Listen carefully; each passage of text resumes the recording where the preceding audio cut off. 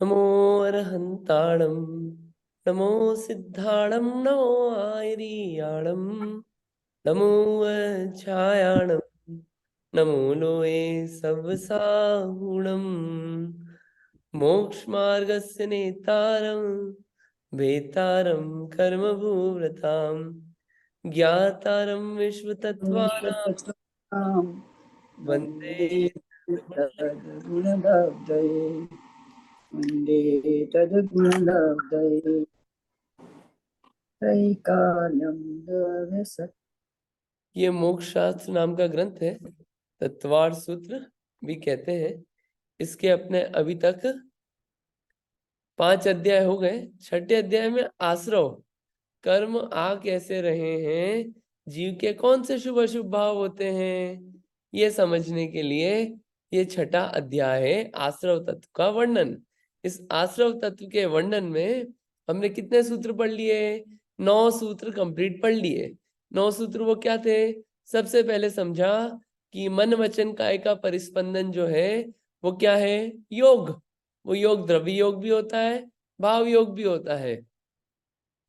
और ये जो योग है, इस योग को ही क्या कहते हैं? आश्रव। योग वाली अवस्था को आश्रव कहते हैं। इसलिए पहले से 13वें गुण स्थान तक योग होता है, इसलिए वहां पे आश्रव है, बाकी जगह आश्रव नहीं है। उसके बाद आश्रव के भेद आए। आश्रव के भेद निमित्त की अपेक्षा से, अगर शुभ परिणामों का निमित्त है तो शुभ योग होगा, अशुभ परिणामों का निमित्त है तो अशुभ योग होगा। फिर स्वामी की अपेक्षा से, अगर कषाय वाला है तो सांप्रदायिक आश्रव होगा जो संसार में ले जाने वाला है, और कषाय वाला नहीं है तो आश्रव हो रहा है। वो कैसा है? आके बिल्कुल चिपकेगा ही नहीं और निकल जाएगा, ईर्यापत आश्रव है ना। ये पढ़ा था अपन ने सूत्र, स कषाया कषायो सांप्रदायिक ईर्यापथियो। फिर सांप्रदायिक आश्रव के 39 भेद, इंद्री, कषाय, अव्रत, क्रिया, पंच चतु पंच पंचविंशति संख्या पूर्वस्य भेदा। सांप्रदायिक आश्रव के भेद 5 इंद्री, 4 कषाय, अव्रत और क्रिया। फिर इसके बाद क्या आश्रव में भेद पड़ता है? हाँ पड़ता है। तीव्र भाव, तीव्र मंद, ज्ञाता ज्ञात, भावाधिकरण, वीर्य विशेष, तद्विशेष। फिर ये अधिकरण क्या होता है? तो जीव और अजीव नाम के 2 अधिकरण है। अधिकरण यानी कि आधार, जीव की पर्याय, अजीव की पर्याय। अच्छा, तो अब ये अजीव अधिकरण समझाओ, तो उसके 108 भेद बताए। आद्यम, समरम, समारम, आरंभ, योग, कृत, कारितानुमत, कषाय, विशेष, स्त्री, त्री, त्री, चतुश्चैक्ष। 108 भेद हो गए। फिर अजीव अधिकरण के भेद देखे थे, निर्वर्तना, निक्षेप, संयोग, निसर्गा, द्विचतुर्द्वि, त्रिभेदा परम। अब उसके बाद 8 कर्मों में उसके आश्रव के कारण देख रहे हैं, 8 कर्मों के। ठीक है, संसारी अवस्था में है, कषाय है, तो ये कर्म के आश्रव चलते रहेंगे। लेकिन ये आश्रव, ये जो अपन कारण समझ रहे ना, इन कारणों से क्या होता है, उसमें तीव्रता और मंदता का फर्क पड़ता है। अगर ये भाव है, कौन से? प्रदोष, निंदा और मात्सर्य, ये सब भाव है, तो क्या होगा? अनुभाग ज्यादा पड़ेगा। वो जो ज्ञानावर्णी बंधा है वो अपना फल ज्यादा देगा, गाढ़ा फल देगा। और अगर ये भाव नहीं है तो ज्ञानावर्णी बंधेगा तो सही संसारी अवस्था में, लेकिन क्या है, फल कम देगा, फल कम देगा। तो ये जो प्रॉब्लम्स होती है, अपने को याद नहीं होता, कोई बात बोलता है तो समझ में नहीं आता, बुद्धू टाइप फील होता है कि हमको तो कुछ समझ में ही नहीं आता, याद ही नहीं होता, इंटेलिजेंस ही नहीं है। बहुत सारी बातें होती है ना, सीखना चाहते हैं सीख नहीं पाते हैं, कुछ लोग तो सीख जाते हैं। ये जितना भी है सब ज्ञान अपना शैवशम नहीं खुल पाता है। क्यों? ज्ञानावर्णी आवरण इतना ज्यादा पड़ा हुआ है, और यही आवरण है कि केवल ज्ञान नहीं हो पा रहा है। केवल ज्ञान हो जाए, भगवान वाली अवस्था नहीं मिल पा रही है, ये आवरण पड़े हुए हैं। ठीक है, जितने भी संसारी जीव है आवरण है। तो अपन ये आवरण के कारण पढ़ रहे थे, ज्ञानावर्णी दर्शनावर्णी के। तत् प्रदोष, निन्नव मात्सर्यांतराया, साधनोपघाता, ज्ञान दर्शना वर्णयो। ठीक, इसको अपन पढ़ रहे थे। प्रदोष निन्नव मात्सर्य अंतराय अपन ने पढ़ लिया था। ठीक है, ये अपन ने पढ़ लिया था। अब इसके आगे है आसादन और उपघात। क्या होता है आसादन? कि प्रशस्त ज्ञान का वचन और काय से वर्जन करना। यहाँ पे क्या कर रहे हैं? सच्चा ज्ञान जो है उसका वचनों से और काय से वर्जन करना। कि भैया ये क्या पढ़ रहे हो तुम, ये मत पढ़ो। सच्चे ज्ञान को झूठा बताना। देखिए, दो चीजें आएगी इसमें, आसाधना और उपघात। ठीक है, तो इसमें क्या होता है? आसाधना में तो ये बोला जाता है क्यों पढ़ रहे हो इसको, मत पढ़ो। ठीक है, उसका अनादर किया जाता है, सब बेकार, क्या पढ़ने में लगे हुए हो, ये क्या कर रहे हो, ये भी कोई पढ़ने की चीजें हैं क्या? मना करना उसके सच्चे ज्ञान के लिए, अच्छे ज्ञान के पढ़ने के लिए। कोई पढ़ता हो तो उसे मना करना कि मत पढ़ भैया, तू क्या चक्करों में पड़ गया है, जीवन जी अभी तो अच्छे से, क्या रखा है इन सब बातों में। समझ में प्रैक्टिकल करो तो फायदे का है, नहीं तो पढ़ के कोई पंडित नहीं बनता। पढ़ेंगे फिर विचार चालू होंगे, ऐसे धीरे धीरे सीक्वेंस में काम होता है। पहले शब्द ही पकड़ में नहीं आया तो फिर आगे की बातें कैसे पकड़ में आएगी? पहले वो थ्योरी तो क्लियर हो उसकी। थ्योरी क्लियर करना नहीं है, सीधे प्रैक्टिकल करना है, ऐसा नहीं होता है ना। तो यहाँ पे क्या है कि प्रशस्त ज्ञान का वचन और काय से वर्जन मना कर दिया, उसका ओपोज करना।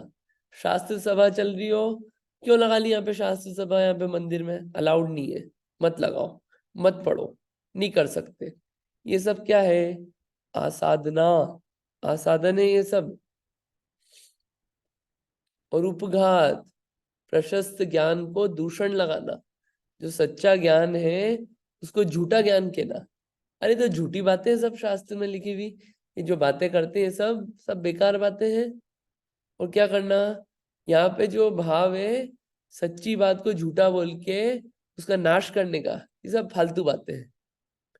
और आसाधना में मना कर रहे हैं सीधे सीधे कि नहीं नहीं कुछ भी हो, यहाँ नहीं चलेगी ये सब बातें। तो ये जो कार्य है ये किसका कारण है? ज्ञानावरणी का कारण है। करेंगे अभी बात, और पहले इसको पढ़ते हैं थोड़ा सा शास्त्र से।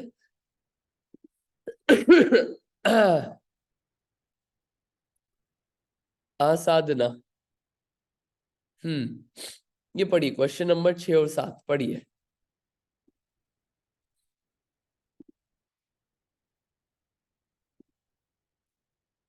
हाँ जी, आनंद भाई पढ़िए।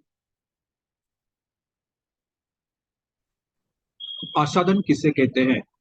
वचन और काय से वर्जन करना आसादन है। दूसरे के द्वारा प्रकाशित ज्ञान का काय एवं वचन से वर्जन करना आसादन है। ज्ञान और ज्ञानी, इनको प्रकाश में लाने के कार्य में मन से, वचन से और शरीर से व्याघात उत्पन्न करना आसादन है। 7वां प्रश्न, आसादना और उपघात में क्या अंतर है? आसाधना और उपघात में एकत्व नहीं है, क्योंकि आसाधना में विद्यमान ज्ञान का विनय प्रकाशन, गुण कीर्तन आदि न करके अनादर किया जाता है, और उपघात में ज्ञान को अज्ञान कहकर ज्ञान का ही नाश किया जाता है, अथवा ज्ञान के नाश करने का अभिप्राय रहता है। अतः आसाधना और उपघात में भेद स्पष्ट है। काय और वचन के द्वारा सम्यक ज्ञान की अनुमोदना न करना अथवा काय और वचन से दूसरे के द्वारा प्रकाशित ज्ञान का तिरस्कार करना आसाधना है। बढ़िया, थोड़ा क्लियर हुआ होगा इसमें कि असाधना किसे कहते हैं और असाधना उपघात में क्या अंतर है। असाधना में तो जो सच्चा ज्ञान है वो सच्चा ज्ञान लोगों को तक पहुंचे ही नहीं, उसके लिए जो एफर्ट्स किए जा रहे हैं ताकि सच्ची बात पहुंचे ही नहीं, उसको मना करना कि भैया ये नहीं चलेगा। कोई अगर ग्रंथ छाप रहा हो तो उसको मना कर देना, नहीं छापना, लोगों तक पहुंचे ही नहीं। ठीक है।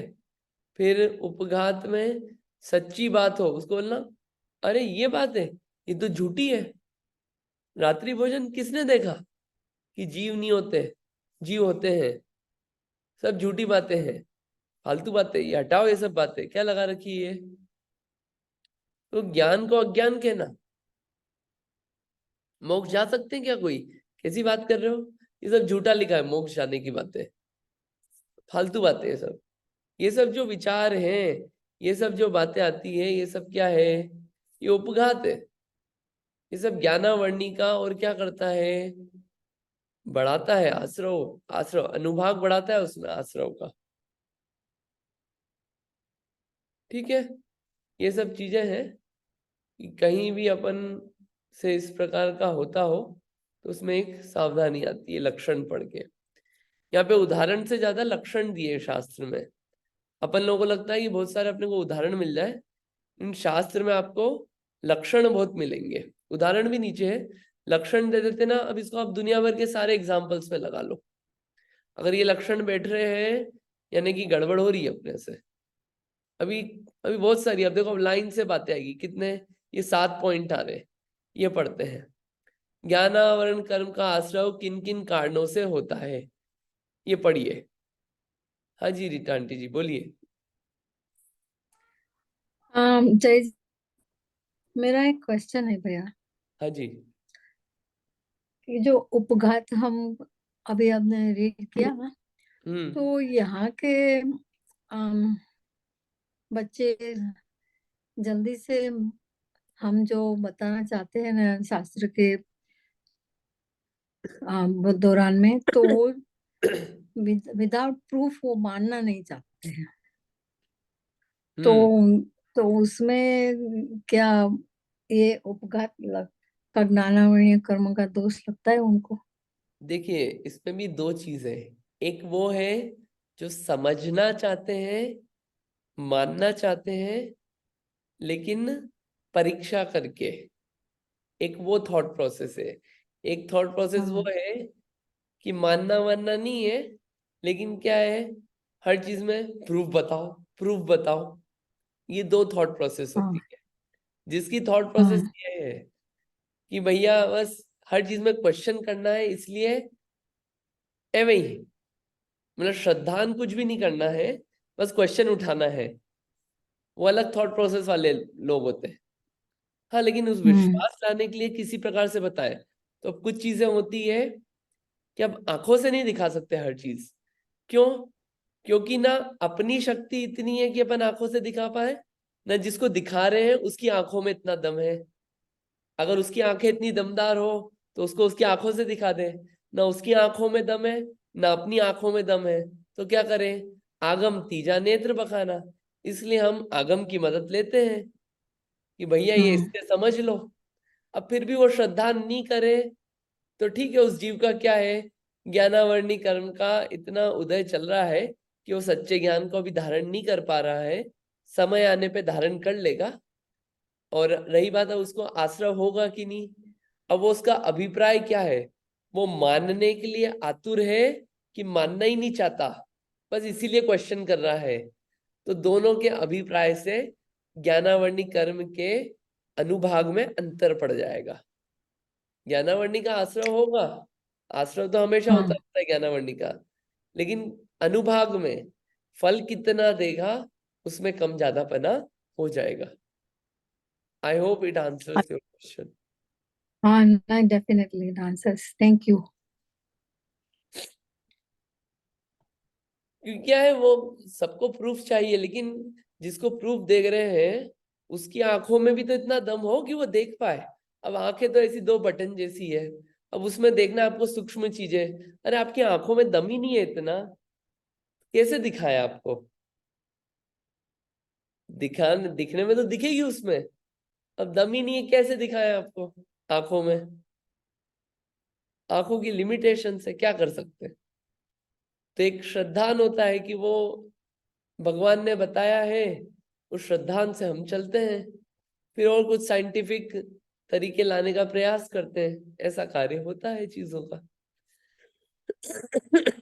चलिए, ज्ञानावरण कर्म का आश्रय किन किन कारणों से होता है? प्रश्न नंबर 8वां। 7 पॉइंट एक बार पढ़ लेते हैं, कुछ विशेष पॉइंट है, अच्छे हैं, पढ़ लेते हैं। हाँ, पढ़िए। कौन पढ़ रहा है आप में से?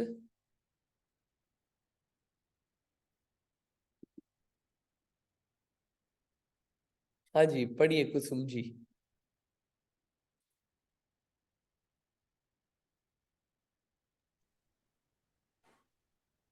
ज्ञानावरण कर्म का आश्रय किन किन कारणों से होता है? उत्तर, ज्ञान संबंधी प्रदोष, जिन्ह मात्सर्य, अंतराय, आसादन और उपघात ज्ञानावरण कर्म के आश्रव से कारण है। विशेष आचार्य उपाध्याय के प्रतिकूल चलना एवं अकाल में अध्ययन करना। एक दूसरा, शास्त्राभ्यास में एक आलस्य करना। एक पॉइंट के बाद थोड़ा सा ब्रेक लेंगे अपन। ये अच्छा जो अच्छा। पहला पॉइंट है, इसमें क्या है, जो मुनि महाराज है वो जैसा उपदेश दे रहे हैं उस उपदेश के प्रतिकूल चलना, भगवान है जैसा उपदेश दे रहे हैं उसके विपरीत चलना। तो क्या है, वो जो ज्ञान दे रहे हैं उस ज्ञान की विनय नहीं है अपने को, उन ज्ञानियों की विनय नहीं है, और अकाल में अध्ययन कर रहे हैं। ऐसा काल है जिस काल में अध्ययन नहीं किया जाता है, कुछ काल ऐसे डिफाइंड है, तो उन काल में अध्ययन करना, ये सब क्या है, ज्ञानावर्णी का विशेष आश्रय कराते हैं। ज्ञानावर्णी का आश्रय तो हर समय हो रहा है संसारी अवस्था में, इन विशेषता आती है और गाढ़ा बनाता है इससे। ठीक, नेक्स्ट। दूसरा, शास्त्राभ्यास में आलस्य करना, अनादर से अर्थ सुनना एवं अश्रद्धा करना। हाँ, शास्त्र अभ्यास में आलस आना, कौन पढ़े यार, पढ़ने की इच्छा ही नहीं होती। और अभी नॉवेल पढ़नी हो तो फटाफट उठ के बैठ जाएंगे, अभी टीवी देखना हो तो फटाफट। व्यक्ति को बोलता है नींद आ रही है, अभी स्वाध्याय आज नहीं कर सकते, क्यों नींद आ रही है, और बिस्तर पे लेट के 1 घंटे व्हाट्सएप चल जाएगा, 1 घंटे यूट्यूब शॉर्ट्स चल जाएंगे, इंस्टाग्राम रील्स चल जाएगी, सब काम हो जाएगा। या घर में बच्चे बच्ची हो तो उनके साथ खेलने का काम हो जाएगा। लेकिन शास्त्राभ्यास में भैया अभी तो नींद का समय हो गया, इट्स टू लेट। अच्छे ऐसा काम, क्यों होता है? अच्छे काम करने में एफर्ट्स लगते हैं। तो अगर ये कार्य हो रहा है तो ज्ञानावर्णी कर्म का विशेष आश्रय होता है अपने को। आलस है ना, शास्त्र अभ्यास के लिए ज्ञान करने की इतनी, ज्ञान प्राप्त करने की इतनी सुविधा मिली, कितनी सुविधा मिली कि पढ़े लिखे बन गए, अ आ इ ई सीख लिए, जीवान है, आंखें हैं, पढ़ना आता है, घर में लाइट है, आपको घर तोड़ के घर नहीं बनाना है, मकान बैठे बैठे घर पे काम करना है आराम से, भोजन दोनों टाइम मिल रहा है, पेट भरा हुआ है, कोई बीमारी नहीं है। क्या करना है, बढ़िया बैठ के, और किताब अवेलेबल है, पढ़ाने वाले अवेलेबल है, बस पढ़ना है। और वो पढ़ने में भी क्या होता है, आलस आ रहा है। अगर अपना ये आलस है, पढ़ने के प्रति रुझान नहीं है, शास्त्र अभ्यास अपन नहीं करते हैं, तो क्या है, ये ज्ञानावर्णी कर्म का विशेष आश्रय हो रहा है। जितना समझ आ रहा है आज, और समझ उससे कम होती जाएगी, जानने की शक्ति और कम होती जाएगी। अभी पंचेंद्री पना मिला है, 5 इंद्री, 5 इंद्री की क्या जरूरत है भैया, इसको पढ़ने का तो ज्यादा कुछ है नहीं। इंद्रियां कम कर दो, चक्षु इंद्री ले लो, चक्षु इंद्री फालतू वेस्ट जा रही है, काय में पढ़ेगा, ज्यादा होगा तो इधर उधर की चीजें देखेगा।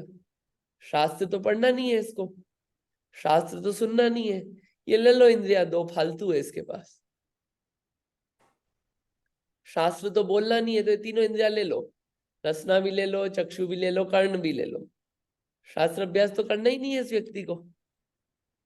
तो इससे जो ज्ञान होता था इन इंद्रियों की मदद से, ये इंद्रियों को फालतू हटाएंगे फिर, और क्या जबरदस्ती इकट्ठी क्यों करना है इंद्रियां। रहो एक स्पर्शन इंद्री वाले, एक इंद्री जीव बनो। पृथ्वी जल अग्नि वायु वनस्पति, ये क्या, ये ऐसे आश्रय होते हैं कि चीजों में शक्ति कम होती जाती है।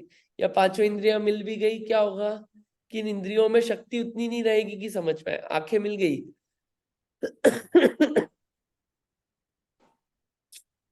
लेकिन आंखों से विशेष दिख पाए, नहीं हो पाएगा।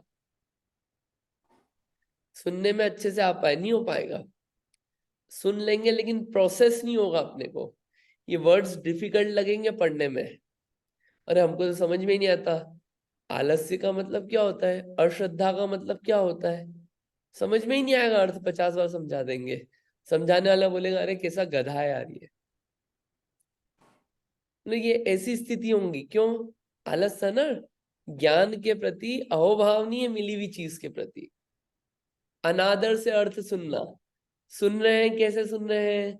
बढ़िया पांव फैला के, और शास्त्र को पांव पे रख के, या फिर खाते खाते, इधर खाना चल रहा है, इधर क्या हो रहा है, जिनवाणी सुन रहे हैं अपन, या जिनवाणी पढ़ रहे हैं खाना खाते खाते।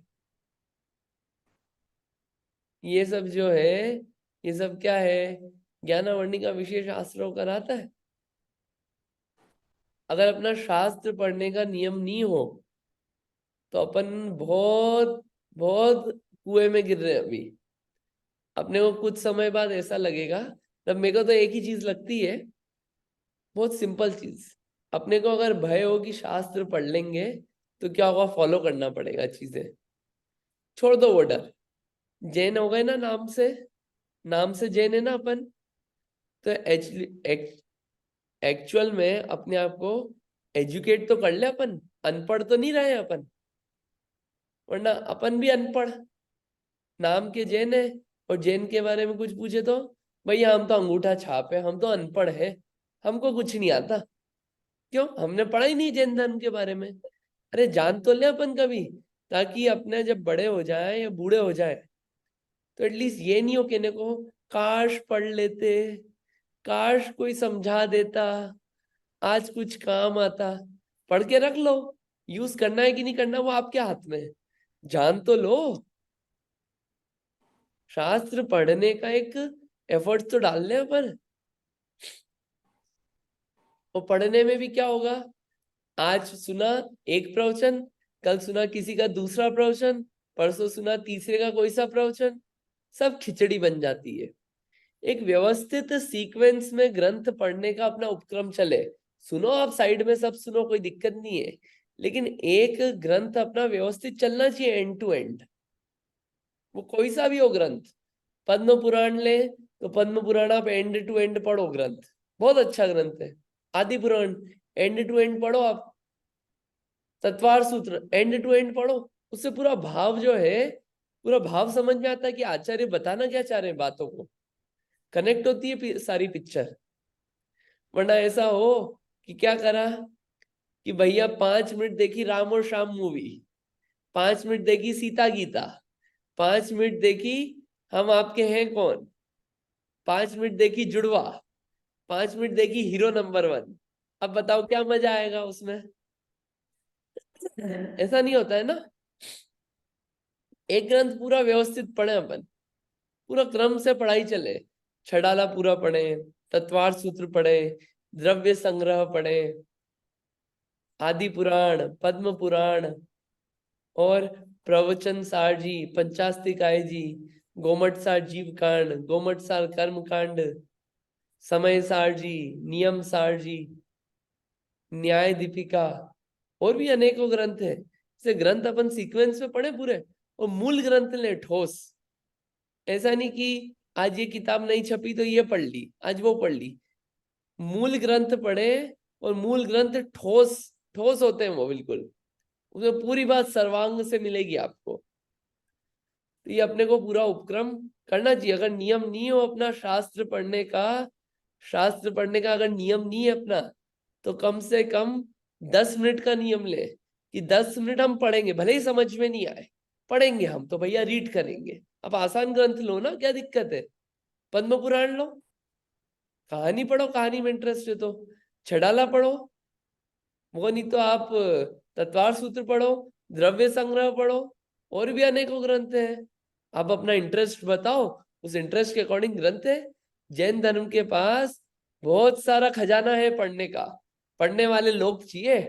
पूरी जीवन भी अगर कोई व्यक्ति पढ़े 24 घंटे, तो भी शास्त्र खत्म नहीं होंगे। इतना खजाना पड़ा है जैन जैन दर्शन में। पढ़ने वाला होना चाहिए दम लगा के। इतना खजाना है, इतना खजाना है, इतना ज्ञान है। वो ज्ञान को पढ़े तो उसको आनंद जो आएगा, वो पढ़ के जो आनंद आएगा, जब वो पूरे ऐसे नेत्र खुलते ना, पूरे पूरे तार खुल जाते हैं कि अरे क्या क्या बातें थी, हमको तो पता ही नहीं थी। और उसमें जो लॉजिक्स मिलते हैं पढ़ के, अरे ऐसा भी होता है क्या। फिर उसमें उदाहरण भी मिलते हैं, आचार्य बहुत सारे उदाहरण भी देते हैं हर उसमें ग्रंथों में। आप पढ़ो, बड़े बड़े ग्रंथ सब में उदाहरण देते हैं। आचार्य को पता है ना कि पढ़ने वाले लोगों को उदाहरण चाहिए, उदाहरण भी देते हैं। शास्त्र अभ्यास जो है गजब की चीज है। आप 10 मिनट के नियम से चालू करो, और 10 मिनट का नियम लेके एक ग्रंथ चालू करो, और एक किसी एक चीज का त्याग करके, कि जब तक ये ग्रंथ कंप्लीट नहीं होगा तब तक वो चीज मैं नहीं खाऊंगा। वो पढ़ो उसको पूरा विशेष 10 मिनट। और 10 मिनट क्या आप बढ़ा लेना आपको लगे तो, लेकिन 10 मिनट मिनिमम से चालू करो। पढ़ने की आदत नहीं है तो रुचि बनेगी। और ऐसा नहीं कि रात के 10 बजे ग्रंथ उठाया। अरे जब दुनिया भर के सारे काम करके फिर 10 बजे उठाओगे तो कैसे मजा आएगा। एक्टिव डे होता है जो आपका एक्टिव टाइम है लाइफ का, उसमें निकालो आप 10 मिनट। निकल जाएंगे वो, भले ही जॉब में हो अपन, कहीं भी हो। ठीक है, बहुत कहने को विराम लेते हैं, लेकिन इस पे आपको विचार करना चाहिए। और क्या, तीर्थोपरोध, हाँ पढ़िए नेक्स्ट, सॉरी 3rd नंबर का पॉइंट। तीसरा, तीर्थोपरोध दिव्य ध्वनि के काल में स्वयं व्याख्यान करना एवं सूत्र विरुद्ध बोलना। हाँ, सूत्र के विरुद्ध बोलना, जैसा आगम में कहा गया है उसके ऑपोजिट व्याख्यान करना, ज्ञानावरणी के आश्रय का कारण है। क्यों कर दिया ऐसा? किसी ने कुछ पूछा, अब उनको लगता है कि भैया ये पढ़ता है तो इसको पता होगा, इससे पूछ लेते हैं। उसको पता नहीं था, तो उसने बोला है मेरी इज्जत डाउन हो जाएगी, क्या करें, बता देते अपन। तो बता दिया कि ये होता है। अगर आपको श्योर नहीं है तो आप बोल दो कि भैया हमको श्योर नहीं है, पक्का नहीं पता, लेकिन उस ग्रंथ में लिखा होगा, या मैं देख के बता दूंगा, या नहीं बता पाऊंगा, जो भी आपको लगे। उल्टा सुल्टा मत बताओ, क्योंकि क्या है, उस व्यक्ति को आपकी बातों पर श्रद्धान हो जाएगा। वो एक बार गलत श्रद्धान आपने वो किसी को बैठा दिया ना, श्रद्धान किसी का पलटना बहुत भारी चीज है। आप व्यक्ति का सब कुछ बदल सकते हो, इन श्रद्धान नहीं बदल सकते। इसलिए शास्त्रों में कहा गया है कि अगर पैसा लूटा तो कोई बात नहीं, फिर कमा लोगे। पैसा लूटा फिर कमा लोगे, लेकिन अगर श्रद्धान लुट गया तो भैया फिर नहीं कमा पाओगे। इसलिए अपने श्रद्धान को संभाल के रखना, अपने श्रद्धान को डगमगाने मत देना इस जिन धर्म से, जिन वचनों से। ठीक है, नेक्स्ट। अपने बहुसूत्र का गर्व, बहुसूत्रवान का अनादर, अपमान एवं नीचोपदेश करना। हाँ, अपने को ज्ञान हो गया, बहुश्रुति यानी कि शास्त्र, शास्त्र का ज्ञान हो गया अपने को, क्या करना, उसका अभिमान करना। ये घमंड जो है ये क्या करता है, ये विद्या को कम कर देता है, ज्ञान को कम कर देता है। ये ज्ञानावरणी कर्म का आश्रय का कारण है। जो जितना विनयवान, उसका आप देखना ज्ञान उतना खिलावा होता है। विद्या ददाति विनयम, विनयम ददाति पात्रताम। संस्कृत में ऐसा श्लोक आता है, बचपन में पढ़ा था शायद 5th या 6th में, पता नहीं कभी पढ़ा था ऐसे एक लाइन, विद्या ददाति विनयम, विनयम ददाति पात्रताम, या ऑपोजिट होगा ऐसा कुछ, कि ये पात्रता भी विनय से आती है और विद्या भी विनय से आती है। तो जितना जो व्यक्ति जितना डाउन टू अर्थ रहता है, जितना अभिमान कम है अपने ज्ञान का, उसका ज्ञान उतना खिला हुआ रहता है। बहुत सारे बड़े बड़े विद्वान देखे मिले। इंदौर में एक है पंडित जी, रतनलाल जी पंडित जी, 90 साल के हैं, 3 बार प्रवचन करते हैं अभी भी 90 साल में। और उनके जैसा खंडानुयोग का ज्ञाता नहीं है अभी कोई। गोमट सार जीव कांड कर्म कांड ऐसे बिल्कुल जीवान पे है बिल्कुल। तो गजब ज्ञान है उनका और विशुद्धि भी उतनी ही है और इतने डाउन टू अर्थ बिल्कुल।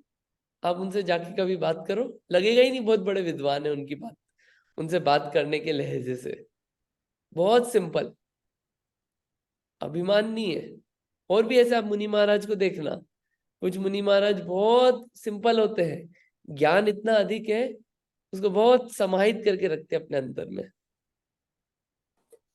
ये है व्यक्तियों में भी देखना, जिसके पास कम होता है वो ज्यादा बांटता है और जिसको ज्ञान है ज्यादा, उसका अनादर करना, उसकी रेस्पेक्ट नहीं करना, ज्ञानियों को इंपॉर्टेंस नहीं देना, ज्ञानियों का आदर नहीं करना, ये सब क्या है? ज्ञानावर्णी कर्म के आश्रय का कारण ये है सब। सॉरी, कहाँ चले गए? हाँ, पढ़िए पांचवा पॉइंट। अपने पक्ष का दुराग्रह एवं दुराग्रह से जसवंत प्रलाप करना, असमंत प्रताप करना। हाँ, असंबद्ध प्रलाप प्रलाप करना, करना। अपने पक्ष का दुराग्रह, यानी अपन ने जो मान रखा है बस उसी पे हट बन के बने रहना, उसके वैल्यू पॉइंट्स नहीं समझना, उसके लॉजिक्स नहीं समझना किसी और के। हमने जो मान रखा है भले ही गलत मान रखा हो, गलत को ठीक करने का अभिप्राय नहीं होना। ये क्या है? ज्ञानावर्णी का विशेष आश्रय होता है। इससे भी आगे, असिद्धि से ज्ञानाधिगम, शास्त्र विक्रिय और हिंसादि कार्य करना। हाँ, ये इस पॉइंट का विशेष अर्थ मुझे नहीं पता, इसका मैं एक्सप्लेनेशन आपको विशेष नहीं दे पाऊंगा, तो इसको पढ़ के अपन आगे बढ़ते हैं 7वें पॉइंट पे। धर्म की आमनाय में रुकावट डालना एवं ज्ञानाध्ययन की कुशलता से धूर्तता करना। हाँ, ये बहुत ज्यादा है। ज्ञानाध्ययन की कुशलता से धूर्तता करना, लोगों को बेवकूफ बनाना। क्यों? ज्ञान है, ज्ञान का अध्ययन अच्छा करते हैं तो वो है ना चतुराई। तो ऐसी वाक्पटुता होना या ऐसा होशियारी होना ज्ञान अध्ययन के कारण कि क्या है, लोगों को अपने झांसे में लेना, कुछ भी अपने कार्य निकलाना। क्यों? ज्ञान अध्ययन की कुशलता है, अब कार्य निकलाओ लोगों से, लोगों को बेवकूफ बनाओ, अपने कार्य निकालो, अपने को पुजवाओ, और भी बहुत सारी चीजें हैं। कुछ धर्म की आमनाएं हो, कुछ मान्यता हो अच्छी, क्या करना? उसमें रुकावटें डालना। ये सब क्या है? ज्ञानावर्णी कर्म के आश्रय का कारण। इतना समझना कि सच्चा ज्ञान हो, सच्चा शास्त्र हो, सच्चा ज्ञान देने वाले हो, उनके प्रति अविनय का भाव, उनके प्रति विनय नहीं होना, उनकी प्रशंसा नहीं होना, अपने मन में हर्ष नहीं होना, अविनय होना ज्ञान के प्रति, शास्त्रों के प्रति। ये भी अविनय है कि उनको पढ़ना नहीं, यह अविनय है। कैसे अविनय है? आप मान लीजिए आपके घर में आपके मम्मी पापा हो, आप जाओ और घर में जाओ और बस ऐसे दूर से हाथ जोड़ लो, ठीक है?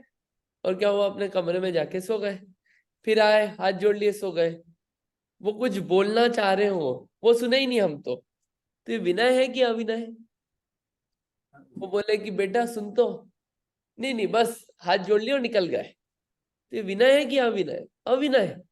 सुनते ही नहीं हम उनकी बात। ऐसे ही जिनवाणी है, जिनवाणी है, वो कुछ बताना चाह रही है हमको, लेकिन हम क्या है, सुनना ही नहीं चाहते। हम तो बस हाथ जोड़ लेते हैं कि विनय है, सुनना नहीं चाहते हम। तो ये अविनय है कि विनय? अविनय है ना। नहीं पढ़ना भी अभिनय है ये, ठीक है। इतना अपने को विचार करना। और भी बहुत सारे कारण हैं, लेकिन ये कुछ मोटी मोटी बातें हैं जो कि अपने को शायद मोटिवेट करेगी कि अपन ज्ञानावरणी का आश्रव तो होगा, लेकिन उसमें विशेष अपन अनुभाग और ना बढ़ाए, ऐसा अपन विचार करते हुए चले, ठीक है। अब इसमें आएगा कि किन किन कारणों से जीव बहरे होते हैं, किन कारणों से जीव गूंगे बनते हैं, ठीक है। ये क्या विशेष कारण है, और आश्रव के किन कारणों से जीव बहुत ज्ञानी बनते हैं, विद्वान बनते हैं। ये सब यहाँ पे कारण नहीं, यहाँ पे सब दिया हुआ है, सूत्र दिए हुए हैं। गूंगा बनना है तो गूंगे बनने की तैयारी करो, विद्वान बनना है तो विद्वान बनने की तैयारी करो, कौन अंधा बनता है, ये सब बातें यहाँ पे दी गई है। अब अपन क्या है, इसी को थोड़ा पढ़ लेते हैं। विषय अच्छे हैं, पढ़ लेते हैं, है ना, ज्ञान हो जाएगा, अपने को जानकारी में रहेगा। चलो पढ़ लेते हैं, एक दो और पढ़ लेते हैं क्वेश्चन। क्वेश्चन नंबर 10, हाँ किसी और को पढ़ना है तो पढ़िए, रीड करिए। क्वेश्चन नंबर 10, आई होप समझ में आ रहा होगा सबको। क्वेश्चन नंबर 10 पढ़िए। हाँ जी नीतू दीदी पढ़िए प्लीज।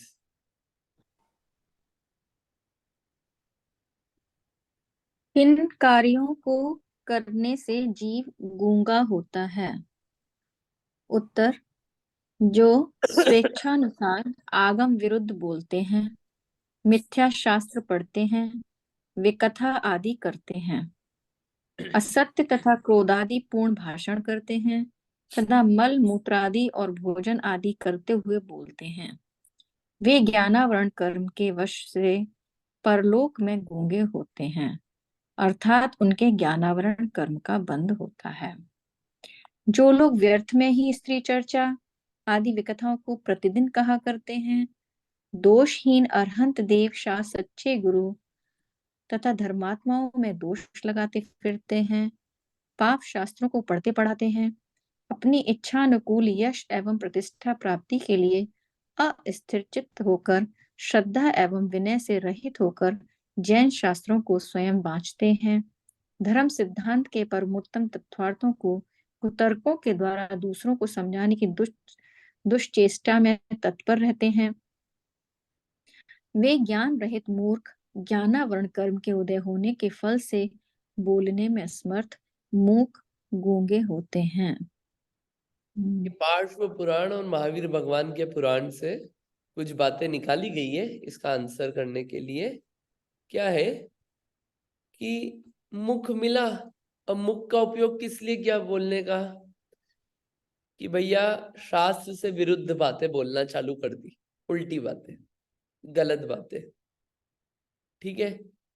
और मिथ्या शास्त्र पढ़ रहे हैं अपन, जो सच्चे शास्त्र नहीं है उन शास्त्रों को पढ़ रहे हैं, ठीक है। और विकथा, अपन फालतू की चर्चाएं ज्यादा करते हैं मुख से। ये मुख मिला था कि सच्चे भगवान की पूजन स्तुति करें, सच्चे शास्त्रों को पढ़ें, सच्ची बातों को प्रचारित करें, सच्चे बातों को प्रसारित करें। इस मुख का उपयोग किस लिए किया अपन ने, निंदा करने के लिए, विकथा करने के लिए, स्त्री कथा, चोर कथा, भोजन कथा, बस इसी में लगे रहते हैं पूरे टाइम। ये क्या है, बहुलता हो विकथा की, ये नहीं बोल रहे हैं अपन गृहस्थ में रहेंगे तो चर्चा होगी भोजन की, इसकी मना नहीं है कि भोजन क्या बनाए, कैसा बना था, ये सब होगा, लेकिन क्या है उसी में अपन आसक्त हैं, उसी में लगे हैं, यही करते रहते हैं बस, दूसरा कार्य ही नहीं है अपने पास। ये विकथा, अपना कितना समय विकथा में जाता है 24 घंटे में, और सच्ची कथा करने में कितना समय जाता है, ये अपने को इवैल्यूएट करना चाहिए। सच्ची कथा करने के लिए तो हो सकता है 5 मिनट भी नहीं निकलते हो अपने पास। स्त्री कथा, चोर कथा, भोजन कथा, राष्ट्र कथा, राष्ट्र की कथा हो रही है कि देश दुनिया में क्या हो रहा है, बस यही चर्चा चल रही है पूरे टाइम, घंटों। ये चुनाव आता है, यही चलती रहेगी। मैच होगा कोई NBA या फिर रग्बी, फुटबॉल या अमेरिकन फुटबॉल या क्रिकेट, यही चर्चा चलती रहेगी। भोजन का सीजन आएगा तो भोजन भोजन की बातें चलती रहेगी। तो समय उसी में चला जाता है अपना। तो अपन किस में उपयोग कर रहे हैं, कि अपने और धर्मात्माओं पे दूषण लगा रहे हैं, सच्चे देवशास्त्र गुरु की निंदा कर रहे हैं, ये सब कार्य जो क्या है, ये गूंगा होने का कारण बनता है। क्या होगा कि जो स्पर्शन इंद्री है, ये स्पर्शन इंद्री अपना कार्य नहीं कर पाएगी। स्पर्शन इंद्री में भी ज्ञान है ना, ज्ञान, जानने की शक्ति, जीवान पे कुछ रखते हैं, इसके द्वारा जो कार्य होता है, इसमें भी शक्ति है। पीछे की साइड पीछे की साइड मतलब इसके अंतरंग में शक्ति। अपन द्रव्येंद्री भावेंद्री पढ़ के आए थे ना, द्रव्येंद्री भावेंद्री होती है। तो इंद्रिय जो है वो अपना कार्य नहीं कर पाएगी। मिल गई तो मिलेगी ही नहीं, मिल गई तो कार्य नहीं कर पाएगी। क्यों? क्योंकि उसमें इतनी चेतना ही नहीं आ पाई है, क्योंकि उपयोग ढंग से नहीं करते हैं। ये गूंगा होने का कारण है। किन किन कार्यों से जीव विद्वान होते हैं, ये अंतिम प्रश्न पढ़ लेते हैं। पढ़िए, कंटिन्यू कीजिए नीतू दीदी।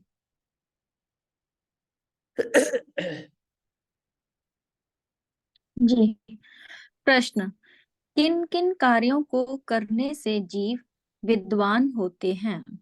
उत्तर, जो तप आदि धर्म कार्यों में सलाह देते हैं, अतत्व और तत्वों का विचार विनय पूर्वक करके सारभूत धर्मादि वस्तुओं को ही ग्रहण करते हैं, संसार की समस्त वस्तुओं का त्याग कर देते हैं, वे सुयोग एवं चतुर पुरुष मतिक ज्ञानावरण कर्म के क्षयोपशम से महाविद्वान होते हैं।